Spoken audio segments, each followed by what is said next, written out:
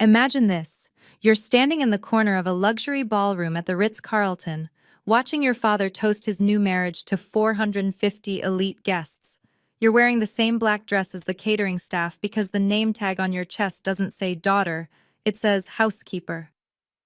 When you approach the buffet table, your own brother blocks your path and announces loud enough for 3 tables to hear, "Food is for family only." Would you walk away quietly, or would you burn it all down? 3 months ago, that humiliation at my father's wedding became the catalyst for the most calculated corporate takedown in San Francisco history. While they were labeling me the help, I was secretly controlling 40% of their company through shell corporations. While they were denying me a seat at the family table, I was preparing to take their seats in the boardroom. My name is Victoria Sterling. I'm 32 years old, and this is the story of how being called housekeeper led to me putting my brother in handcuffs and my father in bankruptcy. If you're watching this, please subscribe and let me know where you are watching from. Let me paint you a picture of the Sterling Empire. Sterling Industries, $280 million in assets, 200 employees across 3 states, and a gleaming 45-story tower in downtown San Francisco. My father, Richard Sterling, built it from nothing, or so he loves to remind everyone at every opportunity. I graduated from Harvard MBA with distinction in 2016. Instead of joining the family business like Alexander had, I founded Nexus Advisory. By 2023, we were handling corporate restructuring for mid-sized tech companies, generating $45 million in annual revenue. Not bad for what my father called Victoria's little hobby. The first real sign came at Thanksgiving dinner 2023. 23 family members gathered around the mahogany table in my father's Nob Hill mansion. As Alexander bragged about closing a $50 million acquisition, Richard raised his glass. "At least Alexander gives me grandchildren and real value to the Sterling name," he announced. "Some people contribute to legacy, others just exist on the periphery." The email came 2 days later. Alexander, CCing our father and Cassandra, wrote, "Stop pretending your little consulting firm matters. You're embarrassing yourself trying to compete with real corporate work. Maybe focus on finding a husband instead." What Alexander didn't know was that I'd already purchased 8% of Sterling Industries through my first shell company, Evergreen Holdings LLC. The shares were bought from a disgruntled board member who Richard had pushed out. Eleanor Blackwood had been more than happy to sell to an anonymous investor who shared her vision for corporate accountability. "Your little hobby business doesn't compare to real corporate work, Victoria," Richard had said when I'd tried to propose a joint venture 6 months earlier. He'd actually laughed, shuffling my presentation into his trash bin without opening it. That presentation projected how Nexus Advisory could save Sterling Industries $30 million through restructuring. But why would he listen to his disappointment of a daughter? The second blow came in January 2024, completely by accident. I'd stopped by Sterling Industries to drop off a birthday gift for my father's secretary, Margaret. She'd always been kind to me despite everything. While waiting in the executive conference room, I noticed a folder marked Sterling Estate Planning Confidential left on the table. I shouldn't have looked, but I did. The new will, dated January 15, 2024, was crystal clear. Alexander would inherit 100% of Sterling Industries shares, all real estate holdings, and the family trust valued at $180 million. Cassandra, my father's wife of barely 18 months, would receive $30 million in cash, the Napa Vineyard, and the Tahoe vacation home. Even Alexander's ex-wife was mentioned, a $2 million education trust for their children. My name appeared exactly once, in the section titled Disinheritance Clause. "Victoria Ann Sterling shall receive no portion of the estate, as she has chosen to pursue interests contrary to the family's values, and has failed to contribute meaningfully to the Sterling legacy." Failed to contribute meaningfully. The words blurred as my hands shook. 8 years of building my own company, 12 major clients saved from bankruptcy, 200 employees who depended on me. None of it meaningful enough for Richard Sterling. I carefully photographed every page before placing the folder back exactly as I'd found it. That evening, I sat in my Pacific Heights apartment, staring at those photos on my laptop. Most people would have cried, maybe confronted their father, demanded answers. Instead, I opened another browser tab and logged into my Seventh Shell Company account. If I wasn't family enough to inherit, then I'd simply buy what was never going to be given. The market price for Sterling Industries shares had never looked more reasonable. By February 2024, the stakes had become impossibly clear. Sterling Industries was orchestrating a massive merger with Pinnacle Corp, a $500 million deal that would reshape the entire West Coast logistics industry. The announcement was scheduled for March 18th at the annual shareholders meeting. Alexander would become CEO of the combined entity, commanding a company worth nearly $1 billion. But here's what kept me awake at night. My company, Nexus Advisory, had 200 employees depending on their next paycheck. 3 of our largest clients, companies worth a combined $300 million, had Sterling Industries connections. One word from Richard or Alexander, and those contracts would evaporate. They'd already proven they could be vindictive. When my father's former CFO, Thomas Brennan, had dared to start his own firm, Richard made sure he never got a single Fortune 500 client again. After the merger, we'll make sure certain consultancies never work in this city again, Alexander had said at a Chamber of Commerce event, loud enough for me to hear from across the room. He'd been holding court with 5 CEOs, all of whom did business with both Sterling Industries and Nexus Advisory. The threat wasn't subtle. Then, February 28th, 11:47 p.m., my phone buzzed with an encrypted email from Marcus Coleman. Subject: Urgent. They're destroying evidence. Victoria, they know I've been documenting the Meridian Holdings transactions. Alexander ordered all physical records destroyed by March 10th. Digital records are being updated to remove traces. If you want proof of the embezzlement, we have less than 10 days. The $15 million they stole from employee pensions, it's all going to disappear from the books. I've hidden copies, but if they find out I'm the whistleblower before the 18th, I'm finished. They've already threatened my daughter's scholarship to Stanford. Please tell me you have a plan. A plan? I looked at my wall of sticky notes mapping out Sterling Industries' corporate structure, ownership records, and voting bylaws. Yes, I had a plan, but it would cost me everything if it failed. March in San Francisco meant 3 things for the Sterling family: my father's wedding to Cassandra on the 15th, the shareholders' meeting on the 18th, and exactly 72 hours between them to execute the impossible. The wedding invitation had arrived in January, printed on paper that probably cost more than most people's monthly rent. Mr. Richard Sterling and Ms. Cassandra Morgan request your presence. The date stared back at me. Saturday, March 15th, 2024, 4:00 p.m., the Ritz-Carlton, San Francisco. 450 guests. Black tie required. The shareholders' meeting notice came through official channels. Monday, March 18th, 2024, 9:00 a.m., Sterling Tower, 45th floor boardroom. Agenda: approval of Pinnacle Corp merger. The vote that would cement Alexander's rise to ultimate power. 72 hours. That's all I'd have between watching my family publicly humiliate me and my chance to reveal the truth.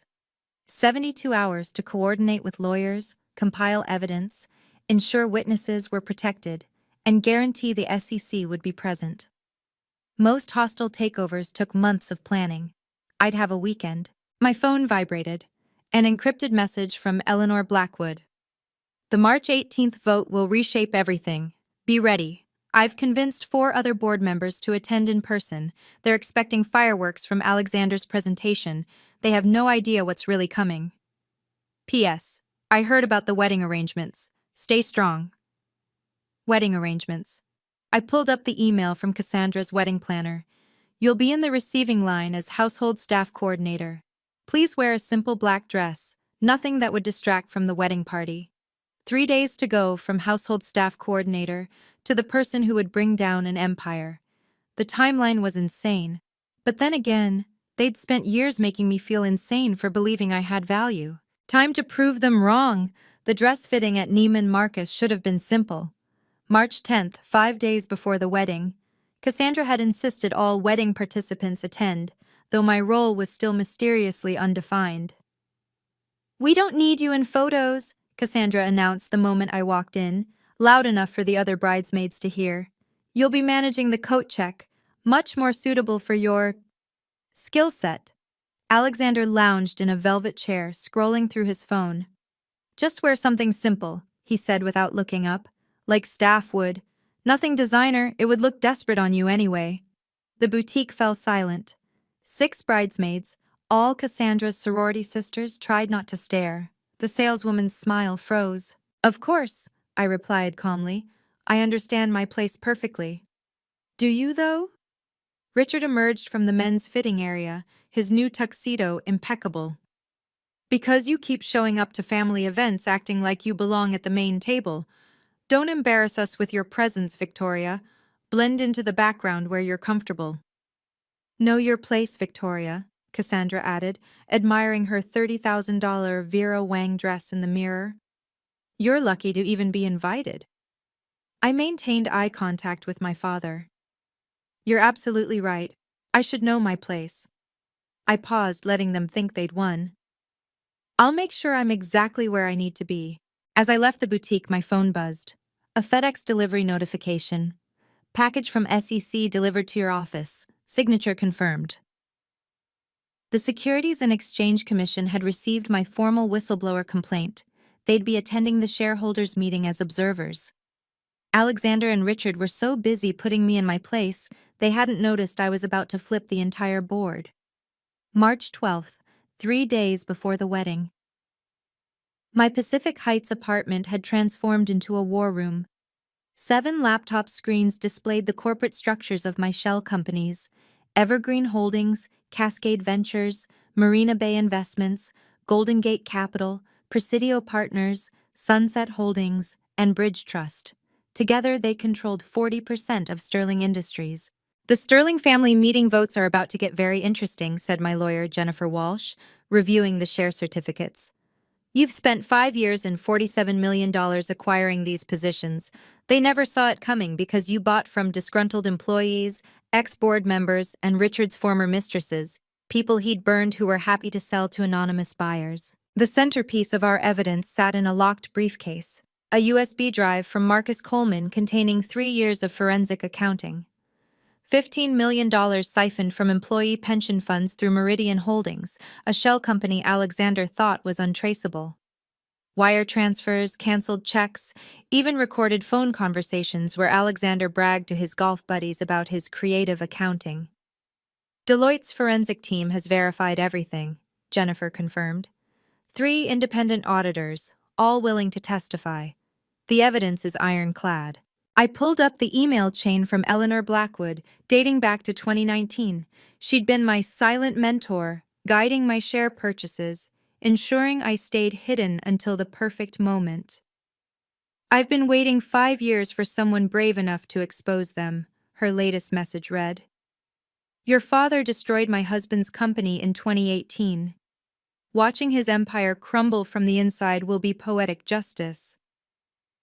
My phone rang. Marcus Coleman panicked. "Alexander's asking questions about who's been buying shares. He knows something's wrong but can't figure out what. He's hired investigators." "Let him investigate," I replied, staring at my reflection in the window. 5 years of planning, $40 million invested, careers and lives at stake. In 6 days, none of his questions will matter. If you've ever been underestimated by your own family, hit that subscribe button right now. I need to know, would you have walked away or fought back? Comment below with your choice. Now, let me tell you about the wedding day that changed everything. Eleanor Blackwood was the kind of woman who could destroy you with a smile. 15% shareholder of Sterling Industries, widow of Richard's former business partner, and the only person who'd ever made my father visibly nervous. March 13th, she invited me for tea at the St. Francis Hotel. Your father doesn't know I've been helping you buy shares, she said, stirring her Earl Grey with deliberate precision. 5 years ago, when he orchestrated my husband's bankruptcy, I swore I'd find the right person to take him down. You're that person, Victoria. She slid a manila folder across the table. 3 years of email exchanges between Richard and Alexander, all forwarded from Sterling Industries' own servers. Timestamps intact, metadata preserved. Discussions about handling board members who asked too many questions. Plans to dilute minority shareholders after the merger. I've been collecting these since 2021, Eleanor explained. Your father made one mistake. He kept me on the board to avoid a lawsuit. That gave me access to everything. Every dirty deal, every betrayal, every crime. Why didn't you act sooner? I asked. Because I needed someone with clean hands. Someone they'd underestimated so completely, they'd never see the attack coming. She smiled, cold and satisfied. Besides, revenge is a dish best served at a wedding reception, don't you think? The email headers were damning. From Richard. Sterling@sterlingindustries.com. To Alexander. Sterling@sterlingindustries.com. Subject: Pension reallocation strategy. Date stamps from the company's own exchange server impossible to fake. Monday morning, Eleanor said, standing to leave. When you walk into that boardroom, you won't be alone. I've spent 3 years turning board members against them. They just don't know it yet. Marcus Coleman looked like he hadn't slept in weeks. We met at a parking garage in Soma, March 14th, the night before the wedding. He handed me a locked briefcase with shaking hands. 2,000 pages, he whispered, glancing around nervously.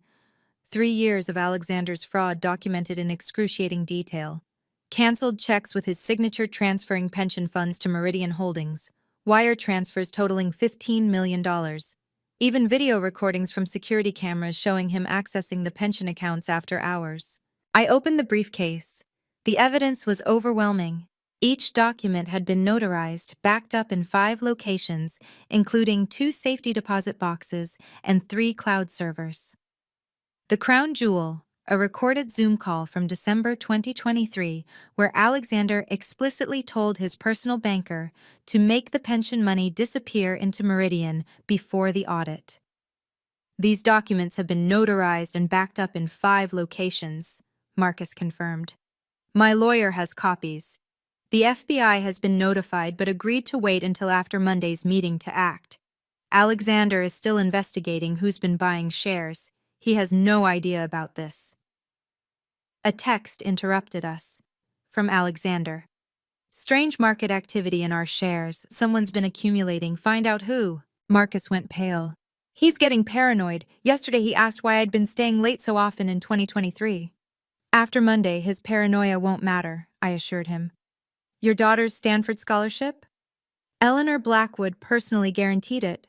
Full ride, no matter what happens to me. He managed a weak smile. You know what the ironic part is? Alexander taught me everything about forensic accounting. He created his own destroyer. I locked the briefcase. $15 million stolen from hardworking employees' retirements. Monday morning, Alexander would discover that every transaction had been meticulously documented by the very person he'd trained to hide them. These documents will be projected on a 100-inch screen in front of the entire board, I promised Marcus. His victims will get justice. March 15th, 2024. The Ritz-Carlton San Francisco gleamed under perfect spring sunshine. 450 guests in designer clothing streamed through the lobby. CEOs, senators, federal judges, the entire West Coast elite gathered to celebrate Richard Sterling's second chance at happiness. My name tag was waiting at the registration table, in elegant calligraphy, Victoria, Housekeeper, not Victoria Sterling, not daughter of the groom, just Victoria, Housekeeper. The wedding coordinator, a nervous woman named Patricia, couldn't meet my eyes. Mrs. Morgan Sterling specifically requested this arrangement. You're to stand by the service entrance during the ceremony. No assigned seating for the reception. The ceremony space held 450 gilt chairs facing an altar drowning in white orchids. Every chair had a name card except for the corner where I was directed to stand. 3 servers joined me there, all of us in black, invisible against the dark draping. Richard walked past during his entrance, his eyes sliding over me like I was furniture. Cassandra followed in her $30,000 dress, pausing just long enough to stage whisper to her maid of honor. "Staff should stay in the service area. We don't want any confusion about who belongs here." The CEO of Terralink Corporation stood 3 feet away. The federal judge who'd overseen Sterling Industries' biggest lawsuit sat in the front row. The publisher of the San Francisco Chronicle took photos. All of them witnessed Cassandra's pronouncement. Several shifted uncomfortably. During the vows, as Richard promised to honor and cherish, I felt my phone vibrate. Eleanor Blackwood, seated in the 3rd row, had sent a photo of my name tag with the caption, "Evidence collected." The reception was worse. 450 place settings at crystal-laden tables. No seat for me. When I approached the buffet, Alexander materialized, blocking my path. "Food is for family only," he laughed, loud enough for the nearby tables to hear. "Honestly, Victoria, know your place." That's when I felt something shift inside me, not break, crystallize. Years of accepting their contempt, hoping for recognition that would never come, ended in that moment. I stood straighter, looked Alexander directly in the eyes, and smiled, a real smile. Because I knew something he didn't. In 72 hours, he'd be in handcuffs. The moment arrived during Richard's toast. He stood at the head table, champagne flute raised, Cassandra glowing beside him. 450 faces turned toward them as he began his speech about family, legacy, and the people who truly matter. "Family," Richard declared, his voice carrying across the ballroom, "is about contribution. It's about adding value. Some people," his eyes found me standing by the service door, "simply exist on the periphery, never quite measuring up. But today, we celebrate those who do." The room applauded. Alexander raised his glass toward me with a mocking salute. Cassandra's friends tittered behind manicured hands. I walked forward, every step deliberate, crossing the entire ballroom. Conversations died. Forks stopped moving. Richard's smile faltered as I approached the head table. I reached up and removed the family ring. My grandmother's ring, the one she'd given me before she died.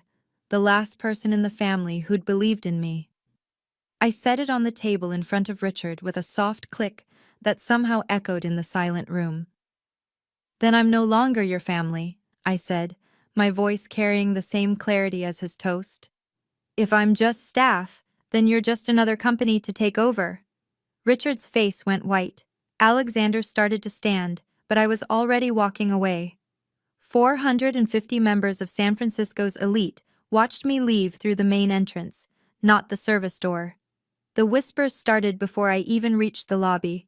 In the parking lot, I pulled out my phone and typed 5 words to Jennifer Walsh. "Execute Project Revelation. Full acceleration." Her response was immediate. "Understood. SEC notified. Deloitte's team activated. Board members confirmed for Monday. All systems go." I sat in my Tesla, looking back at the glowing ballroom windows. They were probably laughing about my dramatic exit, turning it into another story about unstable Victoria. Let them laugh. They had exactly 71 hours and 23 minutes left of their empire. The next 48 hours blurred together in a symphony of precision planning. My apartment became command central for the most carefully orchestrated corporate takedown in San Francisco history. Saturday night through Monday dawn, Jennifer Walsh and her team of 12 lawyers worked in shifts preparing SEC filings, shareholder notifications, and cease and desist orders. Every document had to be perfect. One procedural error, and Alexander's lawyers would tear us apart. Sunday, 2:00 p.m. Deloitte's forensic accounting team delivered their preliminary report. "The embezzlement is worse than we thought," the lead auditor said. "It's not just $15 million. There's another $8 million hidden in offshore accounts, $23 million total." Sunday, 6:00 p.m. The SEC confirmed attendance. James Mitchell, senior investigator, would personally observe Monday's meeting. "We've opened a formal investigation based on your whistleblower complaint," he confirmed. "If your evidence holds, we'll make arrests on site." Sunday, 11 p.m. 17 of 23 board members confirmed they'd attend in person instead of calling in. Eleanor had done her work well. They smelled blood in the water. Monday, 3 a.m. I couldn't sleep. I stood at my window, watching the city lights, holding the USB drive that would destroy Alexander. 6 months ago, I'd started planning this moment. But really, they'd been planning it for me for years. Every dismissive comment, every public humiliation, every reminder that I wasn't good enough. Monday, 6 a.m. Final confirmation from Marcus Coleman. "I'm in the building. All original documents are in the boardroom safe. Alexander has no idea." Monday, 7 a.m. I put on my best suit, Armani, charcoal gray, the one I'd worn to close my biggest client deal. In 2 hours, the Sterling Empire would face its reckoning. Can you imagine the look on their faces? If this story resonates with you, please share it with someone who needs to hear it. And don't forget to subscribe, because what happens in that boardroom is beyond their worst nightmares. March 18, 2024, 9:00 a.m. Sterling Tower's 45th floor boardroom was Alexander's kingdom. Floor-to-ceiling windows overlooking the bay, a mahogany table that cost more than most people's houses, and a 100-inch presentation screen where he was displaying his merger masterpiece. "The Pinnacle acquisition will position us as the dominant force in West Coast logistics," Alexander proclaimed to the assembled board. 23 board members, 5 executive VPs, and a handful of assistants filled the room. "Within 18 months, we'll control—" The double doors opened. I walked in, flanked by 5 lawyers from Walsh & Associates, each carrying briefcases that might as well have been loaded weapons. The room fell silent. Alexander's laser pointer dropped from his hand, clattering on the marble floor. "What the hell are you doing here?" Richard stood up, his face already reddening. "This is a closed session. Security!" "I'm here as the designated representative of 40% of Sterling Industries shareholders," I announced, Jennifer Walsh stepping forward with the documentation. "According to Section 7.3 of your corporate bylaws, any shareholder group controlling more than 25% can demand immediate board attention." The 100-inch screen behind Alexander changed. My legal team had taken control of the presentation system. Suddenly, the ownership structure of Sterling Industries filled the screen. 7 shell companies, all leading back to one name, Victoria Sterling. "That's impossible," Alexander stammered. "You don't have—" "Evergreen Holdings 8%, Cascade Ventures 7%, Marina Bay Investments 6%. Should I continue?" I moved to the center of the room, my heels clicking against marble with metronomic precision. 40% total ownership, accumulated over 5 years from shareholders who were tired of the Sterling family's mismanagement. Eleanor Blackwood stood up slowly, a satisfied smile playing at her lips. I motioned to pause the merger discussion and address this new stakeholder concern. "Seconded," said Thomas Chen. "No, Thomas Whitman," another board member Eleanor had turned. Richard couldn't speak. He stood there, mouth opening and closing like a landed fish, as his empire's control structure crumbled on the screen for everyone to see. But the best part? I wasn't done. Not even close. "Good morning, board members," I said, taking my place at the presentation podium. "I believe you know me as the Housekeeper. Before we discuss the merger," I said, clicking to the next slide, "the board needs to address a more pressing matter. $23 million missing from employee pension funds." The screen exploded with evidence. 47 slides of meticulously documented fraud. Canceled checks with Alexander's signature. Wire transfer confirmations to Meridian Holdings. Bank statements showing the systematic drainage of retirement accounts. "This is fabricated," Alexander shouted, but his voice cracked. "You can't just—" Every document has been authenticated by 3 independent sources, Jennifer Walsh interrupted. Deloitte's forensic team spent 2 weeks verifying each transaction. Mr. Coleman from accounting can attest to their authenticity. Marcus stood up from his seat in the corner, holding original documents. I've been documenting this fraud for 3 years. Every transfer, every forged authorization, every deleted email, I have copies. The room erupted. Board members shouted questions. Richard slammed his fist on the table, but I kept clicking through slides, each one more damning than the last. Slide 23. An email from Alexander to his personal banker, subject line, pension reallocation complete. Slide 31. Security footage of Alexander accessing pension systems at 2 a.m., outside normal procedures. Slide 39. The smoking gun. A recorded Zoom call where Alexander explicitly discussed hiding the stolen funds. This is illegal recording, Alexander protested. You can't use... Actually, James Mitchell stood up, his SEC badge gleaming. We can. I'm James Mitchell, Securities and Exchange Commission. We've been investigating Sterling Industries for 6 months, based on Ms. Sterling's whistleblower complaint. This evidence has been submitted to federal prosecutors. The color drained from Alexander's face as 2 FBI agents entered the boardroom. They'd been waiting in the hallway. Every document has been authenticated by 3 independent sources, I repeated, my voice steady as granite. The theft is undeniable, the evidence is overwhelming, and the consequences are inevitable. Richard finally found his voice. Victoria, you don't understand what you're doing. You're destroying your own family. No, I corrected him. I'm protecting 200 employees whose retirements you stole. Family doesn't do what you did. The FBI agents moved toward Alexander with practiced efficiency. Alexander Sterling, you're under arrest for embezzlement, wire fraud, and violation of ERISA pension regulations. Dad! Alexander looked desperately at Richard. Do something! But Richard couldn't even stand. He slumped in his chair as the agents cuffed his son in front of the entire board. The metallic click of handcuffs echoed through the silent boardroom.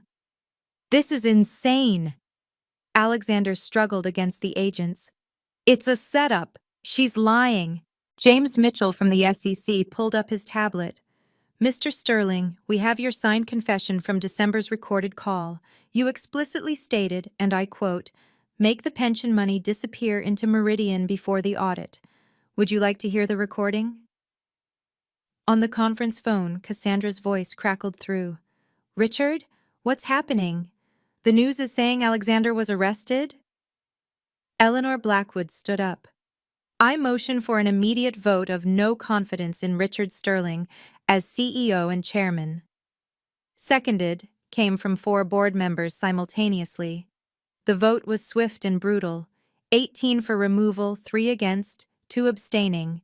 Richard Sterling, the man who'd built an empire, was stripped of his power in less than 60 seconds. Furthermore, Eleanor continued, I nominate Victoria Sterling for an independent board seat, effective immediately. This time the vote was 18-5 in favor. Trading had been halted 20 minutes ago when news of the FBI's presence hit the wire. Sterling Industries stock was in freefall. The merger with Pinnacle was dead. Everything Richard and Alexander had worked toward for the past year evaporated in the span of a single morning. The housekeeper motion passes, Eleanor announced with undisguised satisfaction. Meeting adjourned.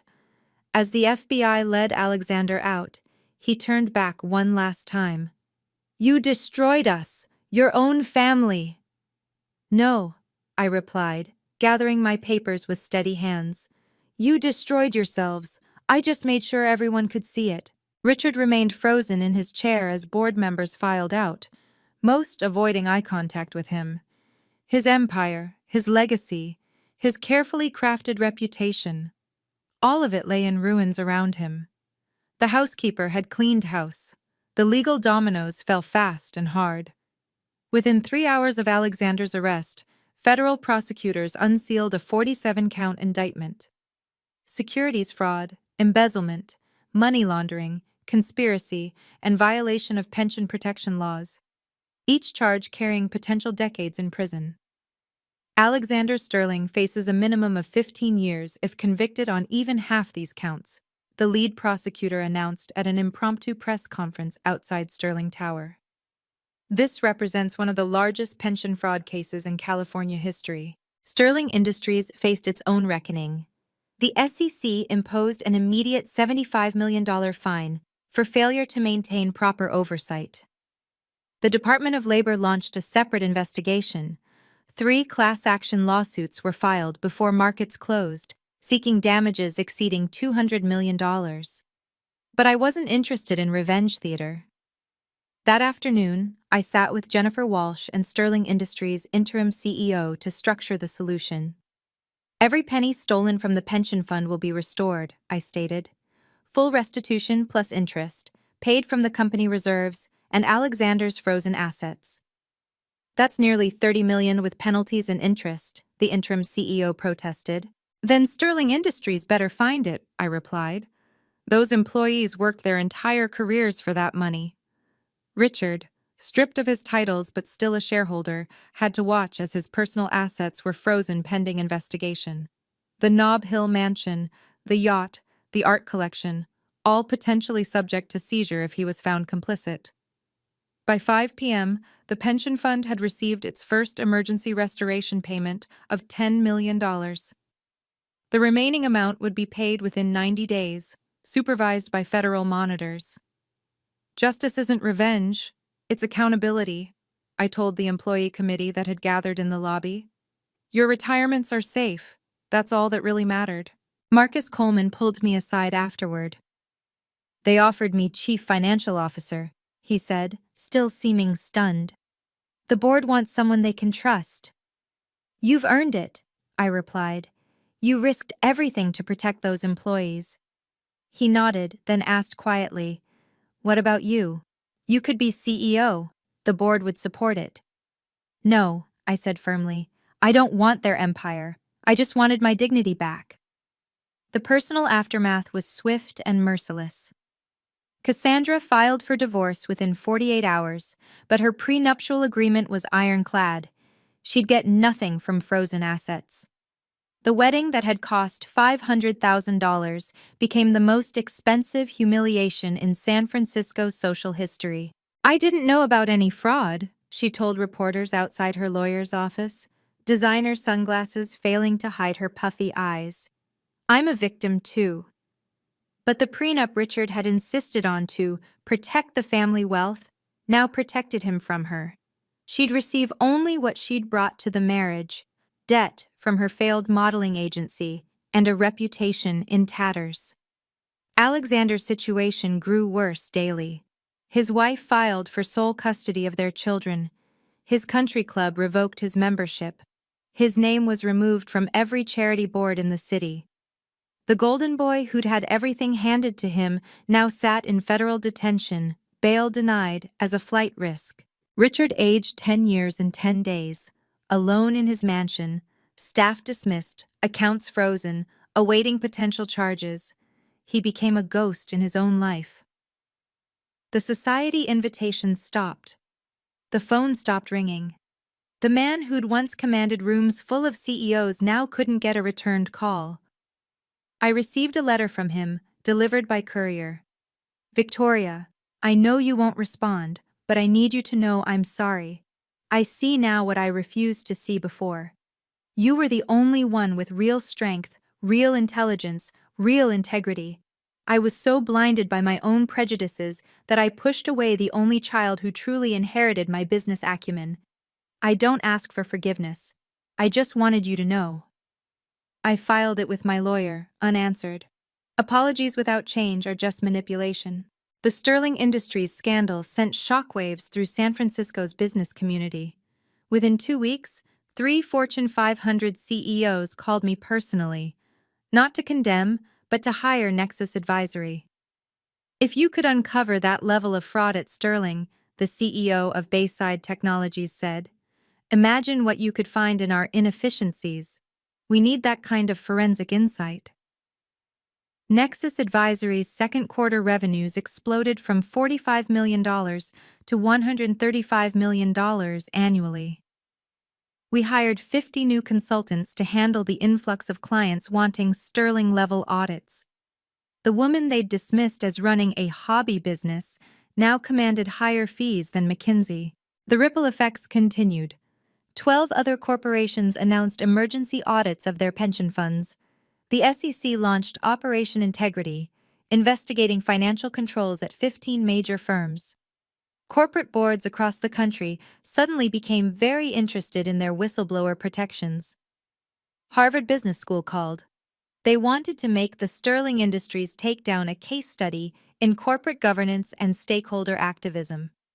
It's the perfect example of how overlooked stakeholders can legally reclaim power, the dean explained. Your methodical approach over 5 years. It's brilliant. Marcus Coleman transformed Sterling Industries' financial operations. Under his leadership, employee morale soared. The company implemented the strictest financial controls in the industry. Stock prices, after the initial crash, began recovering as investors recognized the company was finally being run ethically. Eleanor Blackwood invited me to lunch at the St. Francis Hotel, the same place where she'd given me the crucial evidence. "You've done something remarkable," she said. "Not just the takedown. Anyone with money could have done that. But you did it without becoming them. You kept your integrity." Wall Street Journal ran a front-page story. The Housekeeper Who Cleaned House: How Victoria Sterling's Patient Revolution Reformed Corporate America. The article noted that my methods had become a template for ethical corporate activism. "Integrity became our strongest business asset," I told the reporter. "Turns out, that's worth more than any inheritance." The 450 wedding guests who'd witnessed my humiliation suddenly developed collective amnesia about their silence. My phone buzzed with messages from people who always knew I was special, who never agreed with how Richard treated me, who wanted to say something, but didn't. Patricia Vanderworth, who'd laughed when Cassandra called me staff, sent an elaborate flower arrangement with a card. "Always admired your strength." I donated the flowers to a hospice. The country club that had never once invited me to member events suddenly offered me an honorary membership. "We'd be honored to have such a prominent business leader," they gushed. I declined. But the most telling reaction came from the employees of Sterling Industries. They created a plaque that now hangs in the lobby. "Victoria Sterling, the board member who saved our future." Underneath, 1,200 signatures from grateful employees whose retirements were restored. Marcus Coleman instituted Integrity Day at Sterling Industries, an annual reminder of what happens when leadership forgets its responsibilities. He tripled the whistleblower protection budget and created an anonymous reporting system that reported directly to external auditors. The Housekeeper label became a symbol of corporate courage, one employee told a documentary crew filming the story. "She showed us that titles don't determine worth, actions do." Even Alexander's former allies distanced themselves. His golf buddies claimed they always suspected something was off. His fraternity brothers quietly removed his photos from their wall of success. The San Francisco Chronicle ran an editorial. "Victoria Sterling didn't just expose corruption, she revealed our collective cowardice. How many of us witness workplace injustice and stay silent? How many of us see wrongdoing but choose comfort over courage?" The answer apparently was most of us. But now, at least, they were thinking about it. The attempts at reconciliation came in waves, each more desperate than the last. Richard's 5-page email arrived first, a rambling mixture of self-pity and sudden enlightenment. "I see now that I was threatened by your independence," he wrote. "You reminded me of your mother. Brilliant, self-sufficient, unwilling to be controlled. After she died, I couldn't bear to see her strengthen you. Please, Victoria, let me make amends. I'm alone. I've lost everything. And I finally understand what I threw away." I forwarded it to my lawyer without reading past the first paragraph. Alexander's letter from federal detention was shorter, but no less manipulative. Sister, we both know this has gone too far. If you recant your testimony, say you were mistaken about some details, I could get minimum security, maybe even probation. We're family, Victoria. Family forgives. That one I kept as evidence of continued criminal mindset, useful for the prosecution. Cassandra tried Instagram, of all things, daily messages about girl power and supporting each other through tough times. She even tagged me in a post about women in business inspiring each other. The woman who'd literally labeled me housekeeper now wanted to be inspiration buddies. The most surprising contact came through certified mail, a letter from my mother's sister in Boston, whom I hadn't heard from in 15 years. Inside was a photograph I'd never seen. My mother holding infant me, with a handwritten note on the back. My brilliant daughter will change the world. Below the photo, my aunt had written, "Your mother saw this coming. Before she died, she told me Richard would try to diminish you because your light would expose his darkness. She made me promise to send this when you finally stood up to him. She'd be so proud." That letter, I kept. The rest went into a folder labeled "No response necessary" that my lawyer maintained. Apologies without change are just manipulation, and I had no interest in being manipulated anymore. Setting boundaries after a lifetime of accepting disrespect required surgical precision. Jennifer Walsh helped me draft the protocols that would govern any future contact with the Sterling family. All communication must go through legal counsel, the document stated. No direct contact via phone, email, social media, or in person. Any attempt at direct contact will be considered harassment and met with appropriate legal action. I blocked Richard, Alexander, and Cassandra on every platform. Their phone numbers, email addresses, even their lawyers' paralegals, all filtered straight to Jennifer's firm. The wall between us wasn't built from anger, but from self-preservation.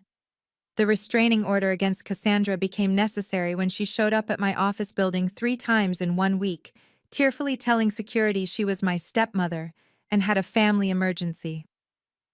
Security camera footage of her performances went straight to the court. Therapy helped me process the trauma I'd normalized for years. "You were gaslit into believing you had no value," Dr. Martinez explained during our 3rd session. "Setting these boundaries isn't cruel. It's the most basic form of self-care." I established new rules for my life. No meetings with anyone who'd witnessed my humiliation and stayed silent unless it was strictly business. No friendly coffees to catch up with people who'd enabled the abuse.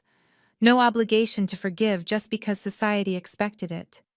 Family isn't DNA, it's respect, loyalty, and love, I told Dr. Martinez. I've learned that chosen family, the people who saw my worth when I couldn't, matter more than blood relations who tried to break me. The boundaries extended to my company. Nexus Advisory would never work with Sterling Industries while any Sterling family member remained involved. We had standards now, and those standards included not enabling abusers, even reformed ones. Some called me cold. Others said I was unforgiving. But for the first time in my life, I felt safe, protected, valued. The boundaries weren't walls keeping others out. They were foundations keeping me stable. By September 2024, 6 months after the boardroom coup, Nexus Advisory's valuation hit $500 million. We announced our IPO with Goldman Sachs as lead underwriter. The hobby business that didn't matter was about to go public at a valuation that exceeded Sterling Industries' current market cap. I established the Sterling Foundation, deliberately using the name, with $50 million of my own money. Its mission, providing full-ride MBA scholarships for women who'd been told they weren't good enough. The first recipient was Marcus Coleman's daughter, who'd almost lost her Stanford spot due to Alexander's threats. My engagement to David Chen happened quietly. He'd been there through everything, never trying to fix or save me, just standing beside me as I saved myself. He proposed not with fanfare, but with a simple question over morning coffee. "Want to build something beautiful together?" The answer was yes. The chosen family I'd built became my real family. Eleanor Blackwood, my unofficial mentor. Marcus Coleman, the brother I should have had. Jennifer Walsh, the protector I'd needed. My employees at Nexus, who'd trusted me when I barely trusted myself. We gathered for Thanksgiving 2024 at my new Marine County home. Not a mansion, just a place filled with warmth and laughter. 23 people who'd earned their seats at my table through loyalty and love, not blood or obligation. Success is the best revenge, but peace is the ultimate victory, I toasted, looking at the faces of people who actually cared about me. David raised his glass.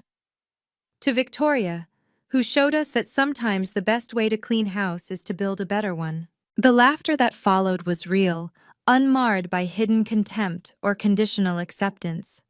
This was what family was supposed to feel like. Looking back now, 3 months after that wedding where they labeled me housekeeper, I don't feel anger anymore.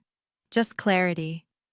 I spent 32 years trying to earn love that was never available, respect that was conditionally withheld, a place at a table that was always just out of reach. The sterling silver spoon I was supposedly born with turned out to be stainless steel. Functional, but never quite good enough for the sterling standard. But here's what Richard and Alexander never understood. Stainless steel doesn't tarnish.